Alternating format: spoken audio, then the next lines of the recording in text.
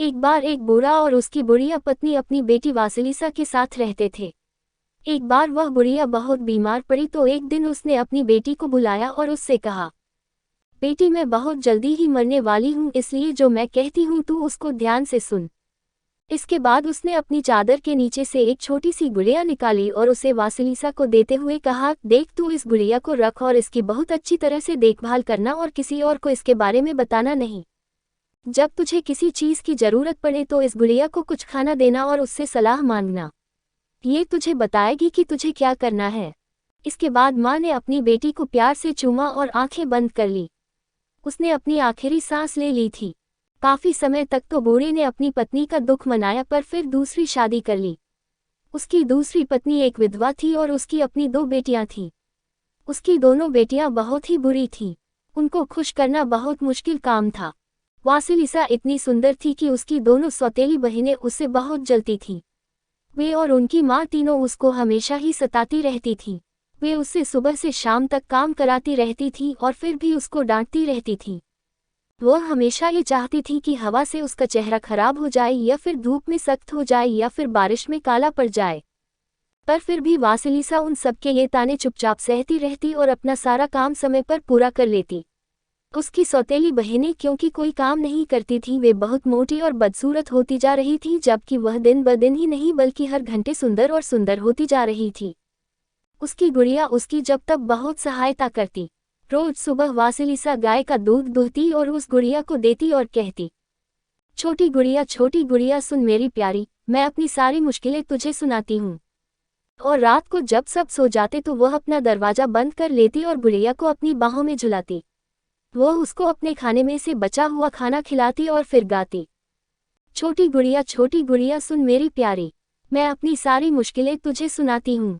फिर वह उस गुड़िया से कहती कि वह कितनी दुखी थी, कैसे उसकी सौतेली माँ और सौतेली बहनें उसको हमेशा डांटती रहती। वह गुड़िया पहले तो खाती पीती, फिर उसको तसल्ली देती और उसका रोज का काम भी करा देती। जब वासिलिसा छाया में बैठकर अपने बालों में फूल गूंथती तो वह गुड़िया उसकी फूलों की क्यारियां साफ कर देती, उसकी रसोई घर में आग जला देती, उसके घर के फर्श झाड़ बुहार देती, उसका नाश्ता बना देती, और वह भी सब पलक झपकते ही। यही नहीं बल्कि वह गुड़िया उसको कुछ ऐसी पत्तियां भी देती जिनको लगाने से उसकी खाल सूरज की धूप, हवा और बारिश से बची रहे। इससे वह और ज्यादा सुंदर होती जा रही थी। एक दिन पतझड़ के मौसम में वासिलिसा का पिता बाजार गया। उसको वहां कई दिन तक रहना था। उस रात जब अंधेरा हो गया तो बहुत जोर की बारिश पड़ने लगी। बारिश की बूंदें खिड़कियों पर जोर जोर से पड़ रही थी। हवा भी बहुत तेज बह रही थी। वो हवा गुफाओं में जाकर बहुत तेज आवाज कर रही थी। सौतेली माँ ने तीनों लड़कियों को एक एक काम सौंपा। सबसे बड़ी वाली लड़की को उसने कढ़ाई का काम दिया, दूसरी बेटी को उसने मोजा बुनने का काम दिया और वासिलिसा को उसने सूत काटने का काम दिया। जहाँ वे तीनों लड़कियां बैठी बैठी अपना काम कर रही थी, वहां उनकी माँ ने कोने में केवल एक बिर्च के पेड़ की शाख जलती छोड़ दी और सोने चली गई। कुछ देर तक तो वह शाख जली पर फिर अचानक वह बुझ गई।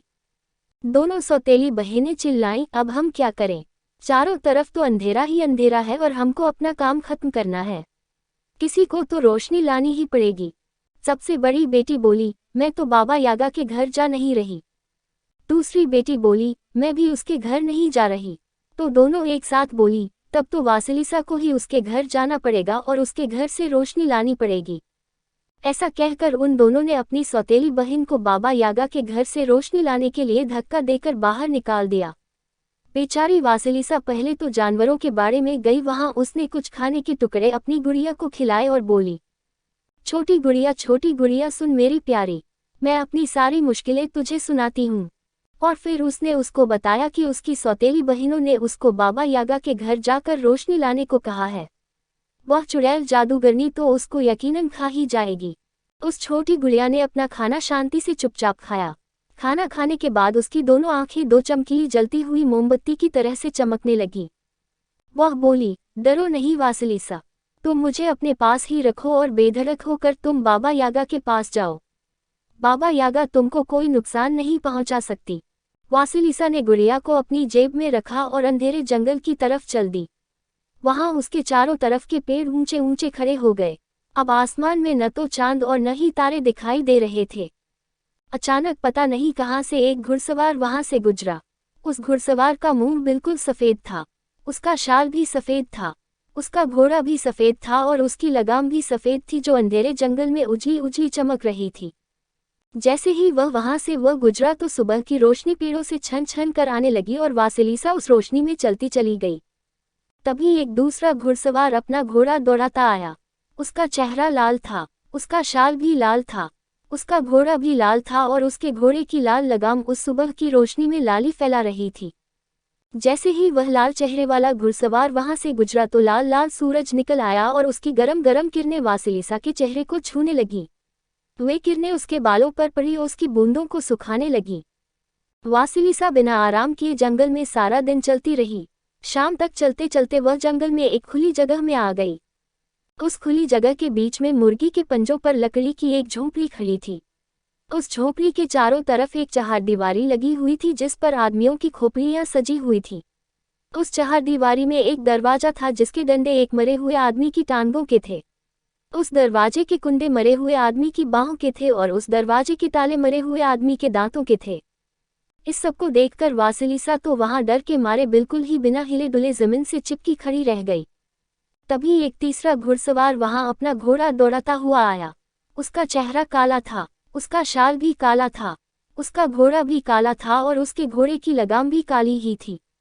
जैसे ही वह वहां आया तो वह अपने घोड़े से उतरा और उन खोपड़ियों की अंधेरी आंखें जो उस झोंपड़ी की चहारदीवारी पर लगी थी आग की तरह चमकने लगी। इससे वहां खुली जगह में दिन की तरह रोशनी हो गई। ये देखकर वासिलिसा कांपने लगी। इनको देखकर तो वह इतनी डर गई कि हिल भी नहीं पा रही थी। पर इससे ज्यादा बुरा हाल तो उसका अभी होने वाला था। जल्दी ही उसने महसूस किया कि हवा कांप रही थी और उसके पैरों के नीचे जमीन हिल रही थी। बाबा यागा जंगल में अपनी ओखली में बैठी, उसको अपने मूसल से उड़ाती और झाड़ू से अपने पीछे के निशान मिटाती उड़ती चली आ रही थी। झोंपड़ी के दरवाजे पर आकर वह रुकी और वहां उसने अपनी नुकीली नाक उस लड़की की तरफ करके हवा में कुछ सूंघा और बोली, फूफी फोफुम, मुझे एक रूसी के खून की खुशबू आ रही है। तुम कौन हो? लड़की बोली, मैं वासिलिसा हूँ। मेरी बहनों ने मुझे यहाँ रोशनी लाने के लिए भेजा है। वह जादूगरनी चिल्लाई, आहा वासिलिसा, मैं तुम्हारी सौतेली माँ को बहुत अच्छी तरह जानती हूँ। तो तुमको रोशनी चाहिए, इसके लिए तुमको यहाँ ठहर कर मेरे लिए पहले कुछ काम करना पड़ेगा, उसके बाद हम देखेंगे। फिर वह अपने दरवाजे की तरफ मुड़ी और बोली, ओ मेरे मजबूत कुंडे खुल जा मेरे चौड़े दरवाजे खुल जा। दरवाजा तुरंत ही खुल गया। दरवाजा खुलते ही बाबा यागा अपनी ओखली में बैठी अंदर चली गई। वासिलिसा उसके पीछे पीछे थी। जैसे ही दोनों उस दरवाजे के अंदर घुसी तो वह दरवाजा अपने आप फिर से वैसे ही कसकर बंद हो गया। अंदर पहुंचते ही उस जादूगरनी का बागीचा था जिसमें एक बिर्च का पेड़ खड़ा हुआ था। वह बिर्च का पेड़ वासिलिसा की आंखें निकालने के लिए नीचे की तरफ झुका तो जादूगरनी चिल्लाई, उसको छोड़ दे, मैं बाबा यागा उसको यहाँ लेकर आई हूँ। पेड़ ने उसको छोड़ दिया। वे आगे चले तो झोंपड़ी के दरवाजे पर एक बहुत ही भयानक कुत्ता लेटा हुआ था। वह उस लड़की को देखकर उसको काटने दौड़ा। जादूगरनी वहां भी चिल्लाई, ओ कुत्ते, उसको छोड़ दे, मैं बाबा यागा उसको यहाँ लेकर आई हूँ। ये सुनकर कुत्ते ने भी उसको छोड़ दिया। दोनों घर में अंदर घुसी तो अंदर एक काली बिल्ली वासिलिसा को खरोंचने के लिए दौड़ी। जादूगरनी उससे भी चिल्लाकर बोली, छोड़ दे उसको, ओ बिल्ली, मैं बाबा यागा उसको यहाँ लेकर आई हूँ। फिर वह वासिलिसा से बोली, तुम देख रही हो न वासिलिसा, तुम मुझसे ऐसे ही नहीं बच सकती। मेरी बिल्ली तुमको खरोंच लेगी, मेरा कुत्ता तुमको काट लेगा, मेरा बिर्च का पेड़ तुम्हारी आंखें निकाल लेगा और मेरा दरवाजा तो तुमको अंदर ही नहीं आने देगा। अंदर जाकर बाबा यागा पत्थर के बने एक चूल्हे पर जाकर लेट गई और अपने रसोई घर से चिल्लाकर बोली, आओ लड़की, मेरा खाना ले आ। तभी एक काली आंखों वाली नौकरानी वहां खाना लेकर आई। उसका वह खाना 10 लोगों के खाने के बराबर था। एक बाल्टी भरकर गाय का मांस था, 10 लोटे भरकर दूध था, एक भुना हुआ सूअर था, 20 मुर्गे थे और 40 बतखें थीं, 2 बैल के मांस की पाई थी और चीज थी, साइडर और घर की बनी शराब थी, एक बैरल बियर थी और एक बाल्टी क्वास थी। बाबा यागा ने वह सब खाना बड़े लालची ढंग से खाया और वासिलिसा के खाने के लिए तो केवल हड्डियां ही बची। खाना खाकर जादूगरनी सोने चल दी। चलते चलते वह वासिलिसा से बोली, देखो यह अनाज का थैला ले जाओ और इसमें से अनाज के दाने बीन लो। इसके भूसे में अनाज का कोई दाना नहीं रहना चाहिए। जब तक मैं सोकर उठती हूँ तब तक तुम इस काम को खत्म कर लो, नहीं तो मैं तुमको खा जाऊंगी। कहकर उसने अपनी आंखें बंद कर ली और खर्राटे मारने लगी। उसके खर्राटों की आवाज से आसपास की सब लकड़ियां भी हिलने लगी। बेचारी वासिलिसा ने डबल रोटी का एक टुकड़ा उठाकर गुड़िया के सामने रखा और उसकी सलाह मांगी। गुड़िया ने चुपचाप वह डबल रोटी का टुकड़ा खाया और बोली, तुम डरो मत, तुम अपनी प्रार्थना कहो और सोने जाओ। सुबह शाम से ज्यादा अक्लमंद होती है। वासिलिसा ये सुनकर सोने चली गई। जैसे ही वह लड़की सो गई, उस छोटी गुड़िया ने अपनी साफ आवाज में पुकारा, कबूतरों, चिड़ियों, चैटफिंच काइट, आज की रात तुम्हारे लिए बहुत काम है। ओ मेरी पंखों वाली दोस्तों, तुम्हारे काम पर सुंदर वासिलिसा की जिंदगी निर्भर है। गुड़िया की पुकार सुनकर बहुत सारी चिड़िया झुंड में उड़ती हुई वहां आ गई। इतनी सारी चिड़िया कि उन्हें आंखें भी नहीं देख सकती थी और उन्हें जबान भी नहीं गिन सकती थी। उन सबने उस भूसे में से अनाज के सारे दाने बीन दिए। फिर उन्होंने उन दानों को थैले में भर दिया और भूसे को डिब्बे में डाल दिया। इस तरह उन्होंने रात खत्म होने से पहले पहले सारा काम खत्म कर दिया। जैसे ही वे चिड़ियां अपना काम खत्म करके चुकी तो एक बार फिर से वह सफ़ेद घोड़े वाला घुड़सवार आकर गुजर गया और एक नई सुबह हो गई। जब बाबा यागा सुबह सोकर उठी तो उसको तो विश्वास ही नहीं हुआ कि उसका सारा काम खत्म हो चुका था। बाबा यागा फिर बोली, देखो मैं बाहर जा रही हूँ, तुम वह सफ़ेद लोबिया और पोस्त के बीजों का थैला उठा लो और उनको अलग अलग कर लो। अगर ये काम मेरे लौटने तक नहीं हुआ तो मैं तुमको अपने शाम के खाने में भून कर खा जाऊंगी। ये कहकर उसने दरवाजा खोला और जोर से सीटी बजाई। उसकी ओखली और मूसल तुरंत ही वहां आ गए। वह अपनी ओखली के अंदर बैठी और पल भर में ही अपने घर के कंपाउंड में से बाहर निकलकर पेड़ों के ऊपर उड़ने लगी। उसके जाने के बाद वह लाल रंग वाला घुड़सवार वहां आया और लाल रंग का सूरज आसमान में निकल आया। वासिलिसा ने फिर डबल रोटी का एक टुकड़ा उठाकर गुड़िया को खिलाया और उससे सहायता मांगी। जल्दी ही गुड़िया ने अपनी साफ आवाज में कहा, मेरे पास आओ ओ घर और मैदान के चूहों, ये बीज चुन दो वरना ये बेचारी मर जाएगी। ये सुनते ही बहुत सारे चूहे दौड़ते हुए वहां आ गए, इतने सारे कि उन सबको न तो आंखें देख सकती थी और न जबान बता सकती थी। उन्होंने दिन खत्म होने से पहले पहले ही अपना सारा काम खत्म कर दिया। जब वे अपना काम खत्म कर रहे थे तभी काले रंग का एक घुड़सवार वहां से गुजरा और रात होने लगी। चारदीवारी पर लगी हुई खोपड़ियों की आंखें आग की तरह से जगमगाने लगी, पेड़ सनसना कर हिलने लगे और उनकी पत्तियां हिलने लगी। बाबा यागा वापस आ रही थी। उसने पूछा, क्या तुमने वह सब कर लिया जो मैं तुमसे कह कर गई थी? जी दादी माँ, सब कर लिया। उसका सारा काम खत्म देखकर बाबा यागा तो बहुत गुस्सा हो गई, क्योंकि इसकी तो उसको बिल्कुल भी आशा नहीं थी, पर वह कुछ कर भी नहीं सकती थी क्योंकि उसका सारा काम तो खत्म हो गया था। वह बोली, ठीक है तुम जाकर सो जाओ, अब मैं खाना खाऊंगी। वासिलिसा अंगीठी के पीछे फटे कपड़ों पर लेट गई।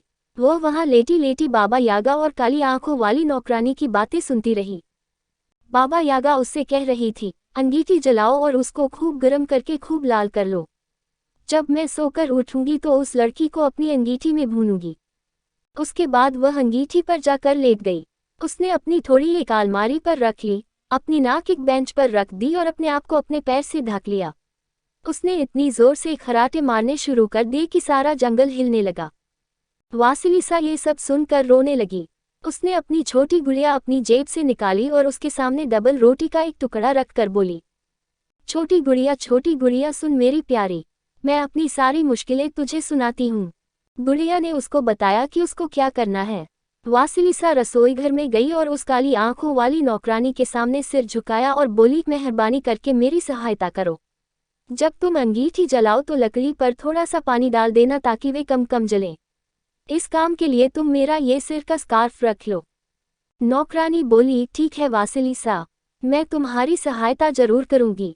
आज से पहले मुझे किसी ने कभी कोई भेंट नहीं दी है। मैं जाकर उस जादूगरनी के पैर सहलाती हूँ ताकि वह और देर तक सोए। इतनी देर में तुम यहाँ से जितनी जल्दी हो सके भाग जाना। वासिलिसा ने पूछा, पर क्या वे तीनों घुड़सवार मुझे पकड़कर यहाँ वापस नहीं ले आएंगे?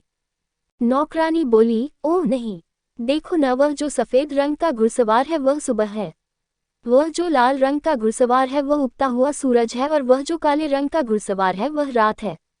वे तुमको कोई नुकसान नहीं पहुंचाएंगे। इस बात से संतुष्ट होकर वासिलिसा झोंपड़ी से भाग ली, पर वह बड़ी काली बिल्ली उसके ऊपर तुरंत ही कूदी। वह उसके चेहरे को खरोंच देती कि तभी उसने उस बिल्ली की तरफ एक पाई फेंक दी। बिल्ली पाई खाने में लग गई और वासिलिसा सीढ़ियां उतरने लगी। नीचे उतरी तो बाबा यागा का कुत्ता बाहर निकला। वह उसे खा जाता अगर वह उसको हड्डी न फेंक देती तो। अब वह घर से बाहर जाने वाले रास्ते पर भाग रही थी कि बिर्च के पेड़ ने अपनी शाखाओं से उसके चेहरे को मारने की कोशिश की, पर तुरंत ही उसने उनको अपने बालों के एक रिबन से बांध दिया और पेड़ ने उसको बाहर जाने दिया। घर के बाहर जाने वाला दरवाजा बार बार खुलता और बंद हो रहा था तो उसने उसके कब्जों में सुबल की थोड़ी सी ओस लगा दी। दरवाजा खुल गया और वह उसके बाहर निकल गई।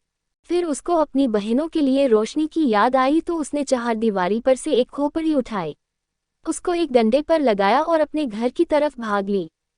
उस खोपड़ी की आंखों से निकलती हुई चमकती हुई रोशनी उसको उसके घर का रास्ता दिखा रही थी। इस बीच बाबा यागा जाग गई। उसने देखा कि लड़की तो भाग गई। वह अपनी काली आंखों वाली नौकरानी पर चिल्लाई, तुमने उसको जाने ही क्यों दिया? नौकरानी बोली, क्योंकि उसने मुझे अपना स्कार्फ दिया। मैंने तुम्हारी इतने दिनों सेवा की है पर तुमने मुझे सिवाय बुरा भला कहने के और कुछ नहीं दिया। फिर वह अपनी बड़ी काली बिल्ली की तरफ घूमी और उस पर चिल्लाई, तुमने उसको क्यों जाने दिया? बिल्ली बोली, उसने मुझे पाई दी। मैं तुम्हारी इतने साल सेवा करती रही पर तुमने तो मुझे कभी डबल रोटी के ऊपर का टुकड़ा तक नहीं दिया। तब वह जादूगरनी गुस्से में भर कर घर के बाहर भागी और अपने कुत्ते से बोली, और तुम बताओ कि तुमने उसको क्यों जाने दिया? बिल्ली बोली, उसने मुझे पाई दी। मैं तुम्हारी इतने साल सेवा करती रही पर तुमने तो मुझे कभी डबल रोटी के ऊपर का टुकड़ा तक नहीं दिया। तब वह जादूगरनी गुस्से में भर कर घर के बाहर भागी और अपने कुत्ते से बोली, और तुम बताओ कि तुमने उसको क्यों जाने दिया? क्योंकि उसने मुझे हड्डी दी। मैंने तुम्हारी इतने साल सेवा की पर तुमने तो मुझे खाने के लिए हड्डी का कभी कोई छोटा सा टुकड़ा भी नहीं दिया। ये सुनकर जादूगरनी और बाहर की तरफ भागी और बिर्च के पेड़ से बोली, ओ बिर्च के पेड़, क्या तुमने अपनी शाखाएं उसके चेहरे पर नहीं मारी? बिर्च का पेड़ बोला, नहीं, मैंने उसको जाने दिया क्योंकि उसने अपने बालों में से रिबन निकालकर उससे मेरी शाखाएं बांध दी थी। मैं यहाँ 10 साल से खड़ा हूँ पर तुमने तो मेरी शाखाओं में कभी एक धागा भी नहीं बांधा। अब तो बाबा यागा का गुस्सा बहुत ऊपर चढ़ गया। वह भागी भागी दरवाजे पर गई और उस पर चिल्लाकर बोली, दरवाजे दरवाजे, क्या तुमने उसको नहीं रोका? दरवाजा बोला, नहीं, मैंने उसको नहीं रोका। मैंने उसको जाने दिया क्योंकि उसने मेरे कब्जों में ओस लगाई थी। मैंने तुम्हारी इतने साल सेवा की है पर तुमने तो उन पर कभी पानी भी नहीं छिड़का। बाबा यागा गुस्से में भरकर उड़ चली। उसने अपने कुत्ते और बिल्ली को पीटा, नौकरानी को कोड़े मारे, बिर्च के पेड़ को काटा और दरवाजे को तोड़ा। पर यह सब करते करते वह इतना थक गई कि वह उस लड़की के बारे में बिल्कुल ही भूल गई। इस बीच वासिलिसा उस खोपड़ी की रोशनी में अपने घर भाग गई। अगले दिन सुबह सवेरे वह अपने घर पहुंची तो वहां जाकर उसने देखा कि वहां तो तभी भी कोई रोशनी नहीं थी। उसकी सौतेली माँ और बहनें उसको दरवाजे पर ही मिल गईं। वे तीनों उसके ऊपर एक साथ चिल्लाईं, अरे तू तो किसी काम की नहीं, कहाँ रह गई थी तू? और वह खोपड़ी उसके हाथ से छीनते हुए वे उसको घर के अंदर ले गई। उसको घर के अंदर ले जाते ही एक अजीब सी घटना घटी। उस खोपड़ी की चमकती हुई आंखें वासिलिसा की सौतेली माँ और बहनों के ऊपर जम गईं और उनकी रोशनी उनके अंदर घुसती चली गई। उन्होंने अपने आप को बचाने की कितनी कोशिश की पर वे आंखें उनका पीछा करती ही रहीं। इससे वे तीनों जलती रहीं, काली होती रहीं, जब तक कि वे पूरी की पूरी जल नहीं गईं। केवल वासिलिसा ही बची रही। अगली सुबह वासिलिसा ने वह खोपड़ी ली और उसको बागीचे में गाड़ दिया। कुछ समय बाद वहां गहरे लाल रंग के गुलाब का एक पेड़ उगाया। उसी दिन वासिलिसा का पिता बाजार से घर वापस लौटा और वासिलिसा से सारी कहानी सुनी तो वह अपनी उस बुरी पत्नी और उसकी दोनों बिगड़ी हुई बेटियों से छुटकारा पाकर बहुत खुश हुआ। उस दिन के बाद वासिलिसा और उसके पिता दोनों शांति से रहने लगे। वासिलिसा उस गुड़िया को अभी भी अपनी जेब में रखती, क्या पता उसको कब उसकी जरूरत पड़ जाए।